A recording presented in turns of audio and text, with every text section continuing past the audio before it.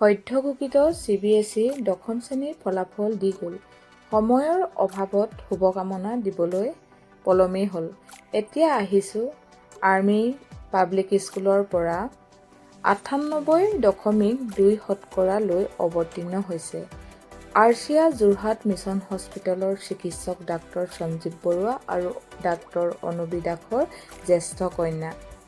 আমাৰ গোটেই অসমৰ হৈ আৰু যোৰহাটবাসীৰ কাৰণে গৌৰৱ কঢ়িয়াই আহিছে। তেওঁক আমি অভিনন্দন জনাবলৈ আহিছোঁ।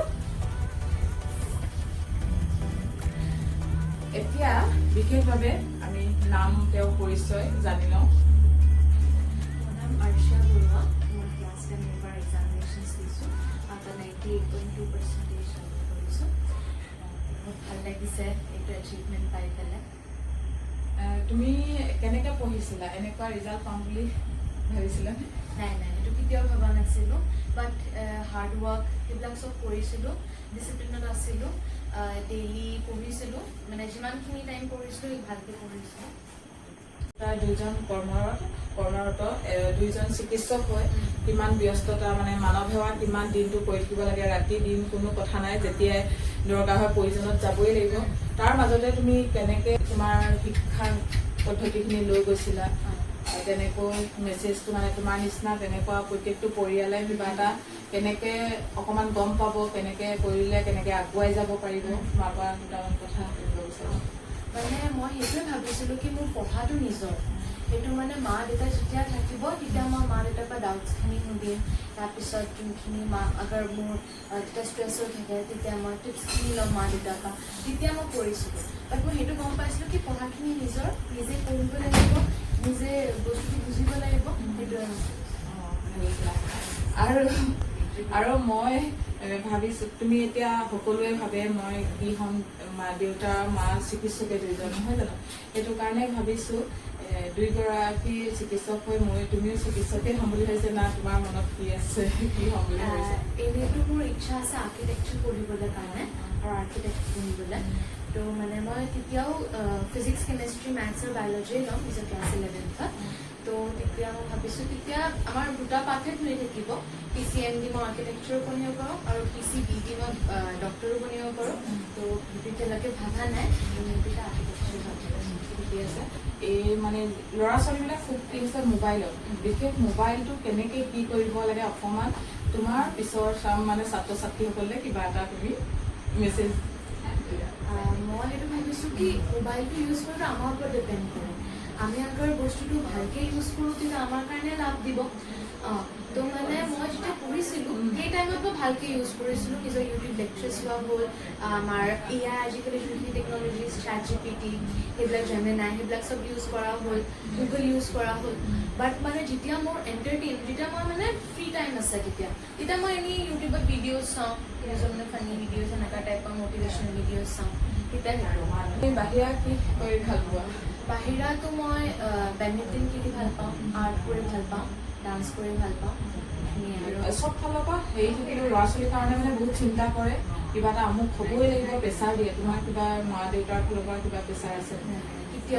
এতিয়া ছাত্ৰ ছাত্ৰীসকল তোমাৰ পাছৰ যিখিনি উঠি আহিব নৱপ্ৰজন্মৰ, তুমি সেইখিনি কি ক'ব বিচাৰা? কেনেকৈ পঢ়িলে ভাল হ'ব, তেওঁলোকো সেইটো ষ্টেপ লৈ আগুৱাই যাব পাৰিব?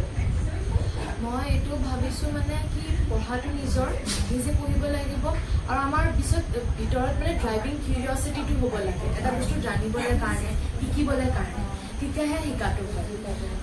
আৰু সেইটো বস্তুটো মই ভাবি থৈছিলোঁ কি মই যোনখিনি এইটো এচিভ কৰিম নিজৰ বলত কৰিম। মই নিজে পঢ়িছিলোঁ, নিজে নোটছ বনাইছিলোঁ, নিজে কিতাপখিনি যি লাগে মা দেউতাক কৈ দিছিলোঁ, মা দেউতাই আনি দিয়ে, বস্তুটো মই পঢ়ি লওঁ।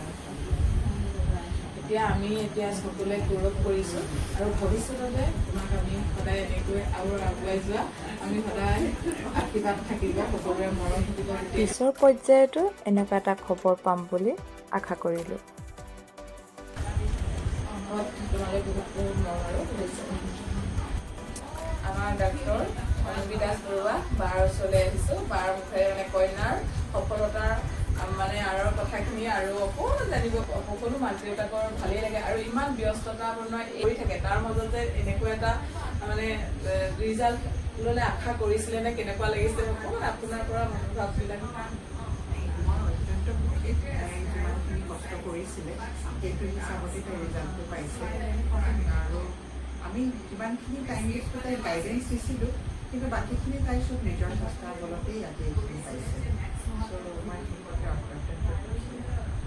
সুধিছোঁ আপোনাৰ কইনাকো সুধিছোঁ কৈছে তাই মানে কোনো প্ৰেছাৰ নাই কিছুমান মাক দেউতাকে যেন কয় আমুকটো হ'বই লাগিব ডাক্তৰ ইঞ্জিনিয়াৰ সেইটো হ'লেহে যেন হ'ব পাৰিব তেনেকুৱা কথা নিজৰ তাই মতে যিটো পঢ়িম বুলি হৈছে তাই মতে হৈছেনে আপোনালোকৰ মতে নহয় তাই যোনটো বিচাৰিছিলে তাই বেচিকেলি ছায়েন্স ল'ম বুলি কৈছে আমি সেইটোতো মানে মানি লৈছোঁ প্লাছ তাই কৈছে যে তাই মেডিকেল পঢ়িবলৈ তাই কষ্ট পাব মানে তাইৰ ইচ্ছা নাই কাৰণ মাক দেউতাকৰ দেখে যে মাক দেউতাকে বহুত কষ্ট কৰে দেউতাকক ময়েই নাই সেইকাৰণে তাই নিজেই ভাবিছে যে আজি যোৰহাটত মানে আৰ্কিটেক্ট এজনৰ বহুত দৰকাৰ ভাল আৰ্কিটেক্ট এজনৰ তো সেইকাৰণে তাই সেই আৰ্কিটেক্সাৰ কৰ্চটো কৰি পেলাই যোৰহাটত অকণমান সেইখিনি আগবঢ়াবলৈ চেষ্টা কৰিলে ইমান ভাল মানে ভালেই পাইছোঁ ভাল মানুহৰ হ'বই যি মানুহ মানে মাক দেউতাকে হৈছে মানৱ সেৱা কৰা মানুহ তাইও বহুত ভাল কথা ভাবিছে আৰু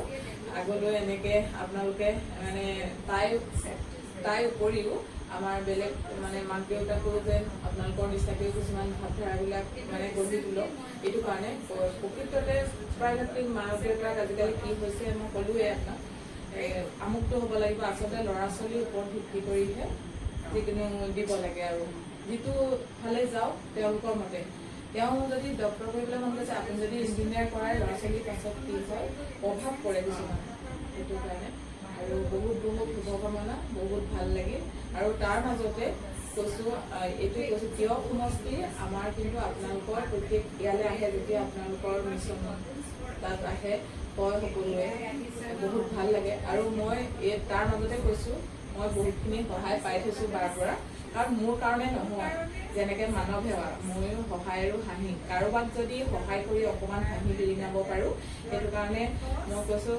অকণমান বাহঁতৰ পৰা সহায় বিচাৰোঁ কাৰণ মইতো ইমানখিনি সহায় কৰিব নোৱাৰোঁ কেতিয়াবা চবফালে অ'কে কৰি দিয়ে ইমান ব্যস্ততাৰ মাজতো বহুমূলীয়া অকণমান সময় দিয়াৰ বাবে বাক অশেষ ধন্যবাদ জনালোঁ।